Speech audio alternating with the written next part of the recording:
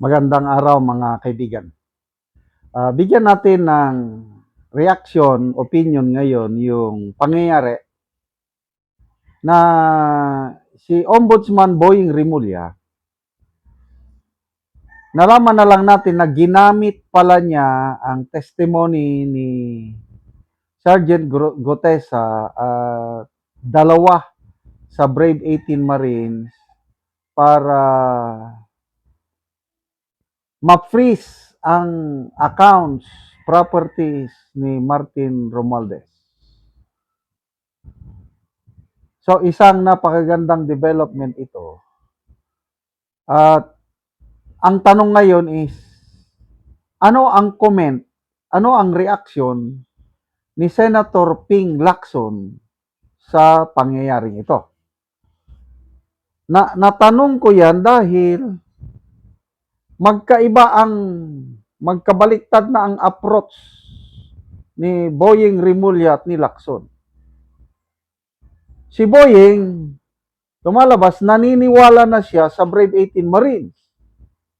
Si Lacson naman, yung dati pa rin na lacking in believability, lacking in credibility, mathematically impossible. So, itong chairman ng Blue Ribbon Committee is outright disregarded niya ang 18 Marines. Yan lang kayo. Hindi ko kayo pwedeng patawag sa Blue Ribbon. Baka magkalat lang kayo doon. Ma-cite in contempt kayo, kawawa kayo. O, ganun siya. Ito naman si Boying, nung una, tahimik kung ano-anong sinasabi. Akala ko baliwala rin sa kanya ang Brave 18. I want individual testimonies, mga ganon-ganon. Mayroon ding magandang magagawa pala si Ombudsman Boying Rimulya. Sa totoo lang dati I'd like to be honest, opinion ko lang ito. Wala na akong katiwa-tiwala kay Boying Rimulya. Dati, ngayon, itong ginawa niya na paggamit sa testimony ni Sergeant Gotesa at yung dalawa, kalimot ko yung mga pangalan Kasi di ba joint affidavit yung kanila. Kailang pagdating sa isang bagay, example, yung nag-deliver kay Martin Romualdez, dalawa lang ang na-involve doon sa pag-deliver kay Romualdez. Kaya sila lang din ang nakapangalan. Yung pag-deliver sa Paway, Ilocos Norte, sa bahay ng PBBM, nakalagay din doon kung sino talaga yung nag-deliver. Maganda yung pagkagawa ni Attorney Baligod. Bilib ako Masummarize mo yung pangyayari, kailang joint affidavit lang. Kaysa yung individual, hindi mo makuha yung buong picture kung individual affidavit.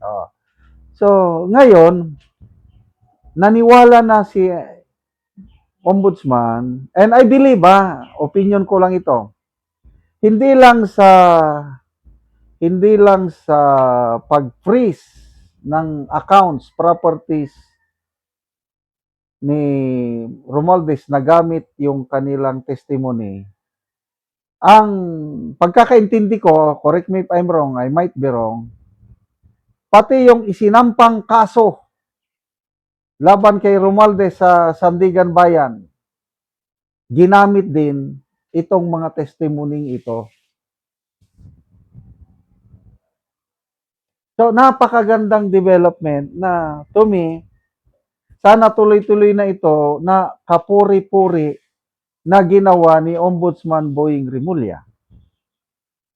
So magkaiba sila ngayon ng approach. Lacson is, wala yan.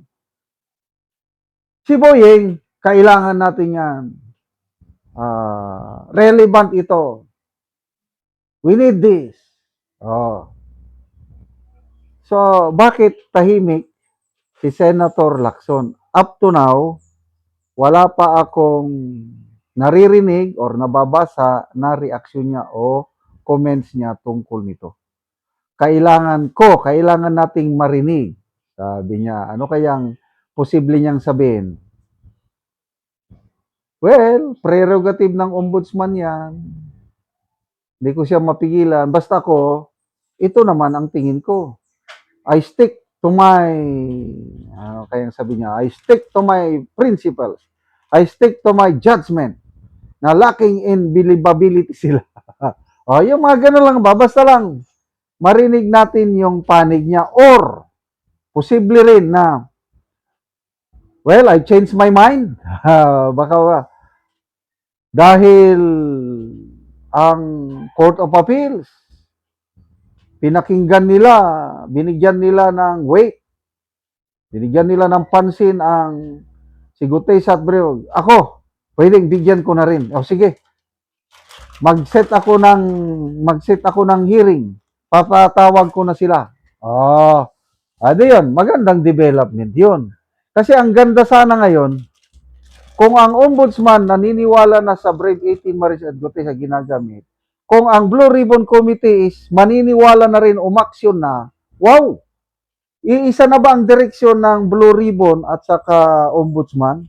Tutumbukin ng mga mastermind? Naku, yun na. Yung hangarin ng mamamayang Pilipino matutupad na. Magkaroon na talaga ng hustisya kung ang tutumbukin ng Blue Ribbon ay parehas na rin sa tinutumbok ng ombudsman. Kailan marami akong comments na babasa, huwag kayong magtiwala kay Boying. Yes, agree ako. Ako, hindi pa 100% ang tiwala ko sa ginagawa ni Boying. 50-50. Well, pagbigyan naman natin. Ako lang pagbigyan ko naman siya. Baka totohanan na eh. Walang imposible sa Diyos. Hindi natin alam. Diyos na ang gumalaw. Diyos na ang nag-enlighten kay ombudsman na gawin niya ang tama. Oh, bakit mo pagdududaan ang sariling galaw ng Diyos? So, sana, bukas makalawa, meron na tayong maririnig kay Senator Lacson tungkol itong good development na ito na at last ginamit na ang Brave 18 testimony laban kay Romualdez. Salamat mga kaibigan sa inyong pagsubaybay sa channel na ito. Nakakatulong kayo ng malaki sa tribong talanding ng Bukidnon dahil ang income natin sa channel na ito is pantulong sa tribo.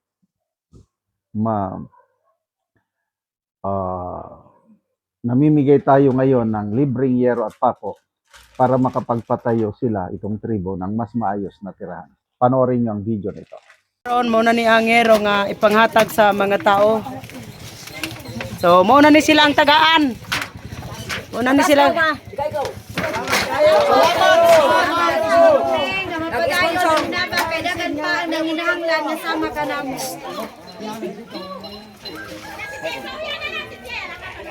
So mo na ni ang yero nga Dako namong pasalamat kay magkatop na migpag-o. Dili na mituruan og ulan. ang mga daan Makaano kayo sa nag-sponsor ani. Kay nakabalay na gid mi. Dako namong pasalamat sa Ginoo. Og sa nag-sponsor ani nga sen. Og sa nagdumala. Daghang salamat. Kayo.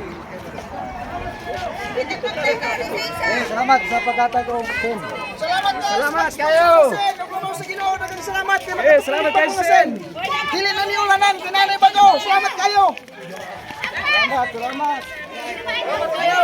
Salamat sa nag-sponsor ani. Salamat.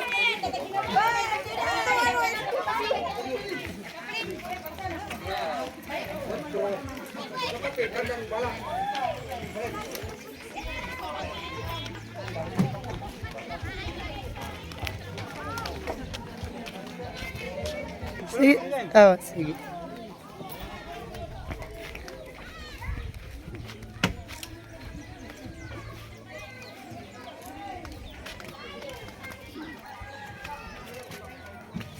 Salamat sa Ginoo kay nagkatop gyud mig bag-os nga sen. Salamat ka sa naghatag og sa nag nag ubad ka na mo dire. Sukad pa sa una wa ko'y balay karon pagyud ko nakagbalay nga naay sin panalangin sa Ginoo. Okay, Col. Salamat, Col.